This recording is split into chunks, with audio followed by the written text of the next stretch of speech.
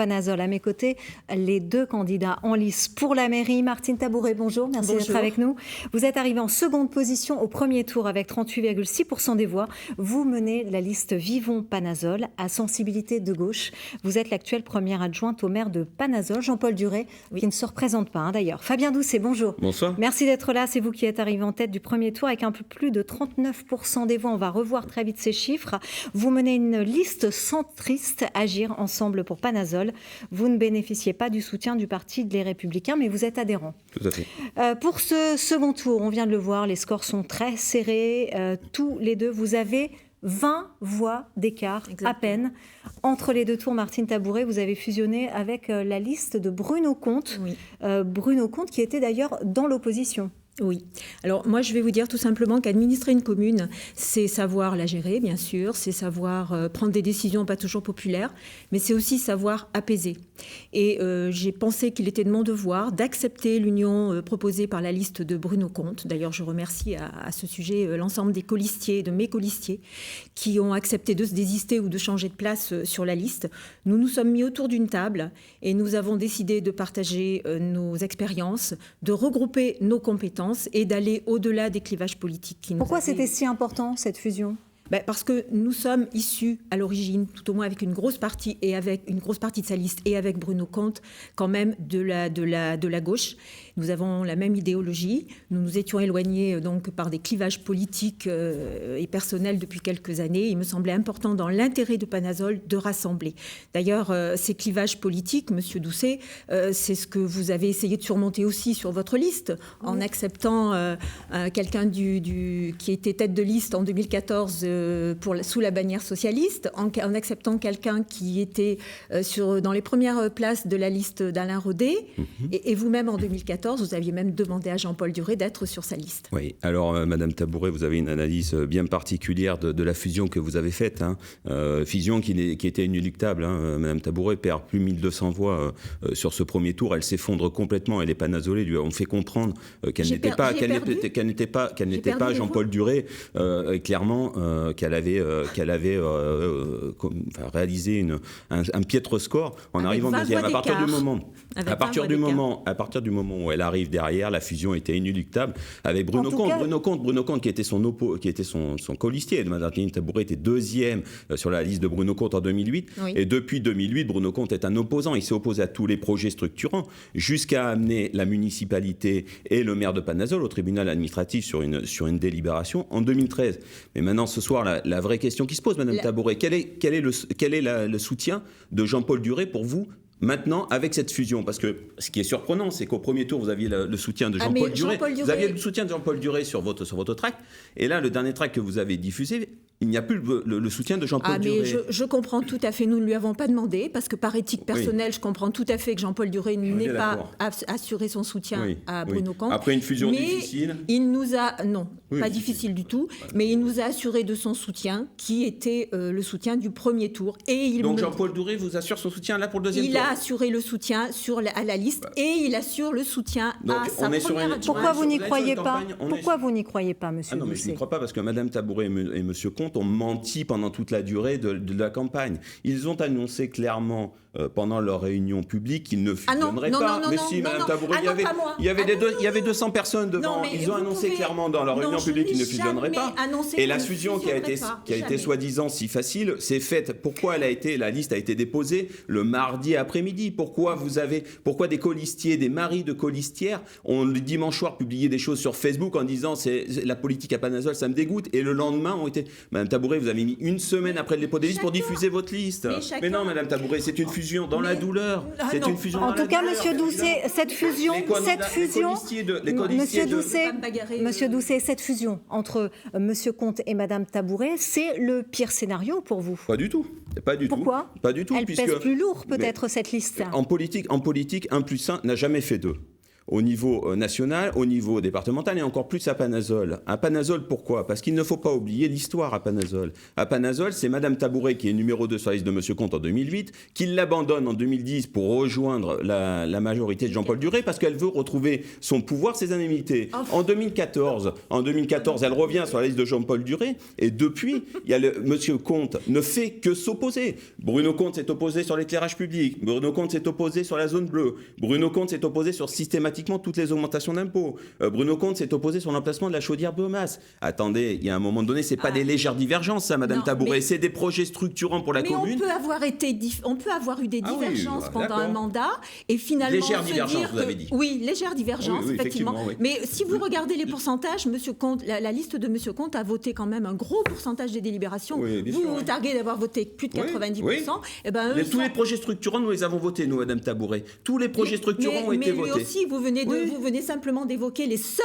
sujets sur lesquels il s'est les seuls, éclairage public, chaudière biomasse, zone bleue, les augmentations d'impôts. Martine Tabouret, vous oubliez la mise au tribunal en 2013, vous en faites quoi ? C'est pas les seules choses qu'on a voté pendant 6 ans de mandat. La mise au tribunal en 2013, ça vous choque pas, ça vous gêne pas ? C'était par rapport à Jean-Paul Duret. Mais vous étiez où en 2013 ? Vous étiez avec Bruno Comte ou avec Jean-Paul Duret ? Parce qu'on ne sait plus trop du coup. En 2013, j'étais encore élue sur la liste de Bruno Comte. D'accord, donc vous l'avez amené Jean-Paul Duret au tribunal. Non, pas moi, je regrette. Ça a été à titre personnel que ça a été fait.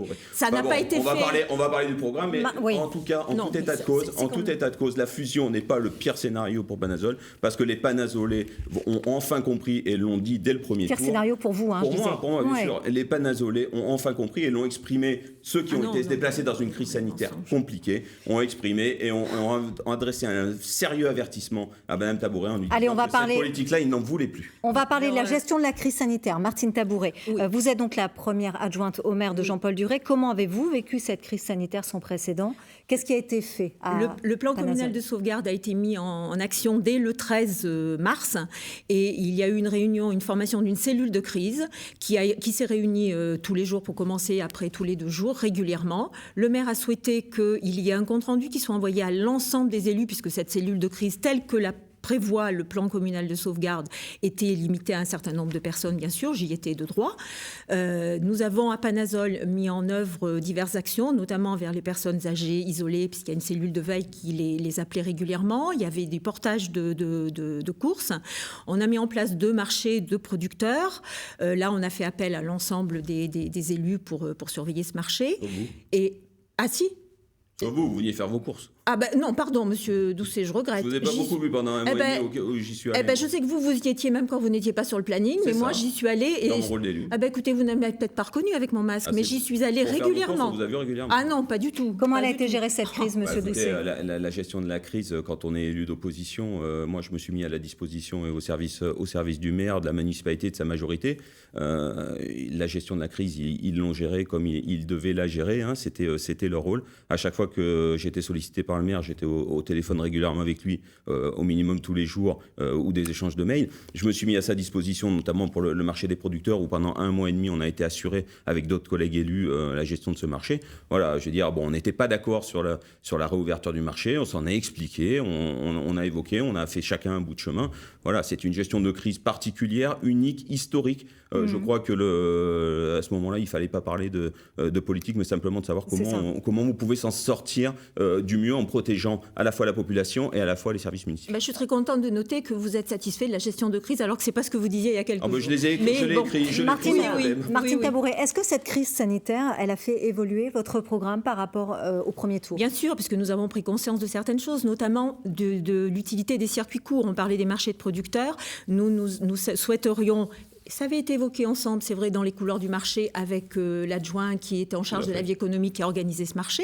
Donc, ce n'est pas quelque chose dont vous êtes à l'origine, vous seul, de pérenniser un marché des producteurs avec l'ensemble, bien sûr, l'accord de l'ensemble des acteurs de la vie économique.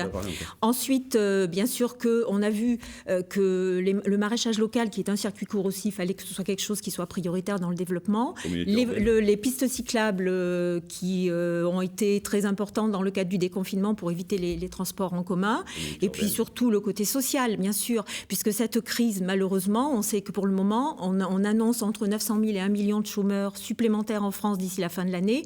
On sait qu'il y aura un impact social. Et nous sommes prêts, c'est prévu au budget, d'aider les familles qui seraient en difficulté. Et puis bien sûr, l'impact sur les investissements, puisque les entreprises ne pourront pas faire tous les investissements qui étaient prévus cette année.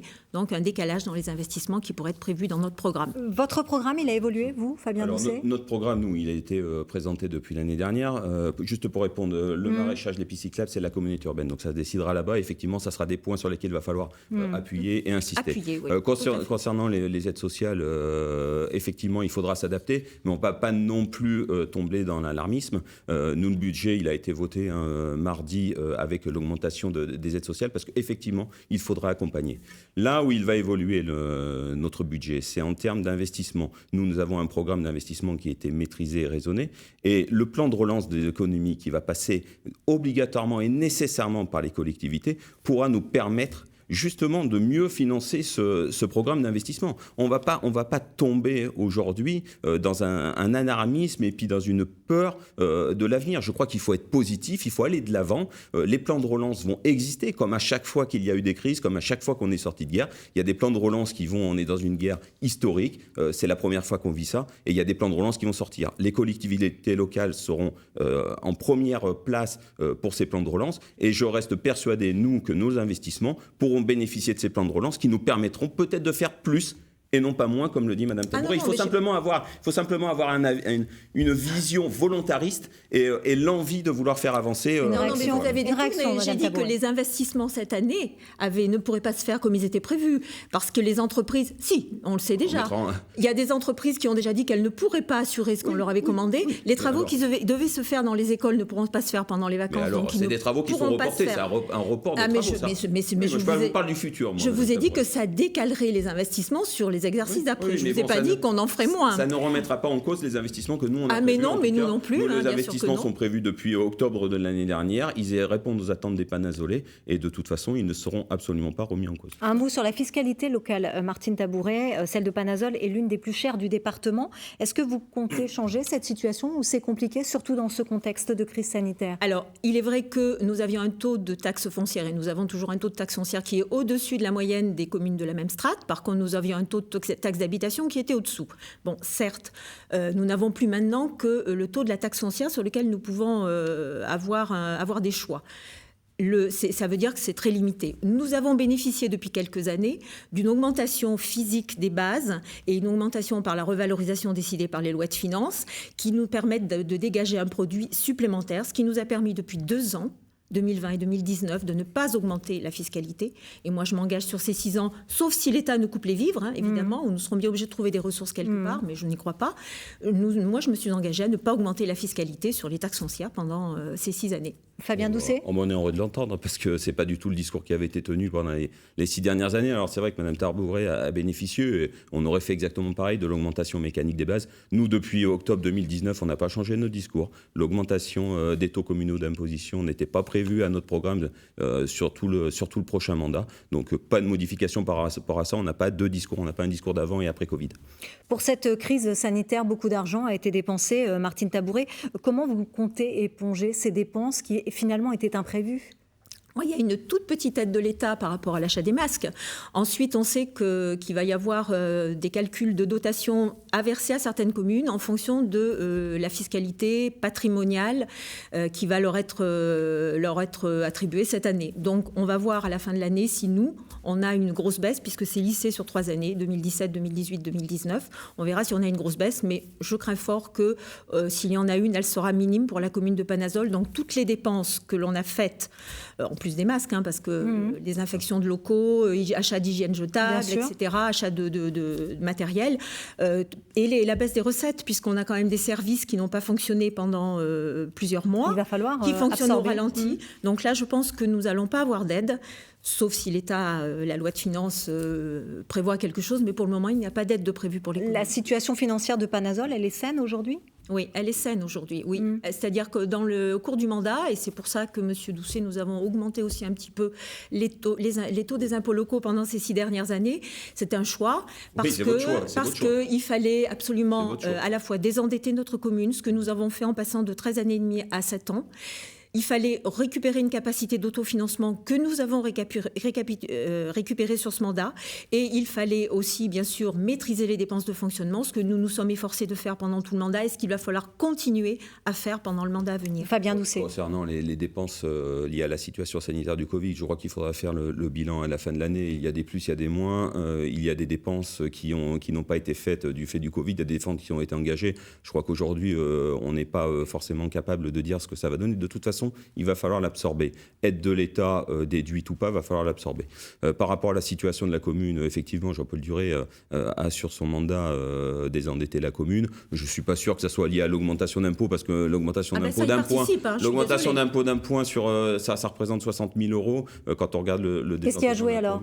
Non, je crois que c'est au niveau des choix de Jean-Paul Duret par rapport à des engagements précédents. Ça a été des choix qui ont été raisonnés, des choix qu'il a portés et des projets structurants que nous avons suivis. Moins de projets peut-être ?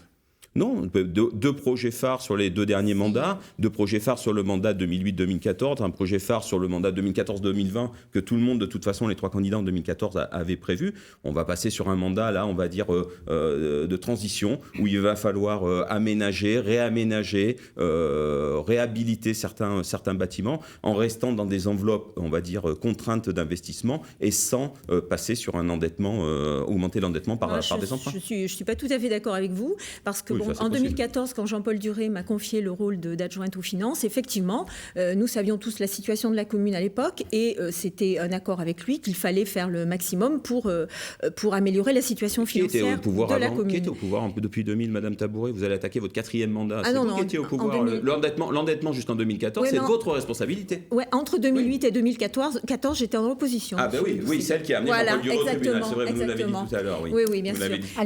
Et donc, je suis désolée, mais moi, je ne trouve pas que le mandat à venir, ça sera un mandat de transition. S'il y a eu un mandat de transition, c'était celui-ci, avec un seul gros projet que nous avons prévu, c'était la salle multifonctionnelle, que nous avons prévu dès le début du mandat, avec des... Donc c'est quoi votre projet pour le prochain mandat ? Avec des difficultés pour le financer, donc un plan pluriannuel d'investissement qui a été prévu avec un plan pluriannuel de financement, et nous y sommes arrivés malgré tout, mais nous n'avons pas fait d'autres gros projets pendant ce mandat, alors qu'au cours du mandat précédent, il y en a eu plus. Oui. Et alors, c'est quoi votre projet pour le prochain, alors du coup, Mme Tabouret ? Mes projets, mais j'en ai pas qu'un. J'en ai pas qu'un. Vous nous évoquez un gros projet qui va venir, puisque vous dites que là... Je ne dis pas un gros projet qui va venir.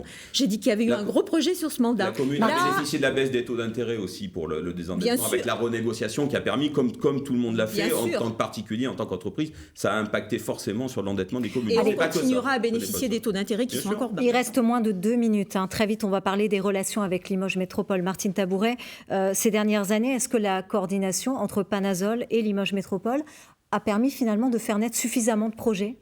Alors moi, je pense que pendant ce mandat, il y a eu une guéguerre pour la présidence de la communauté urbaine, pour le passage en communauté politique urbaine. Déjà un passage, un clivage, des clivages politiques au sein de la communauté urbaine, c'est clair, net et précis.